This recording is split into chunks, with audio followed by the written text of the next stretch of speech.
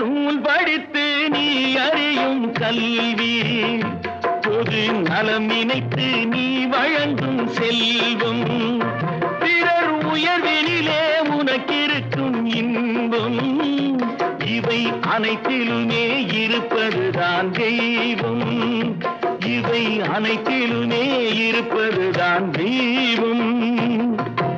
இதோ எந்த தெய்வம் முன்னாலே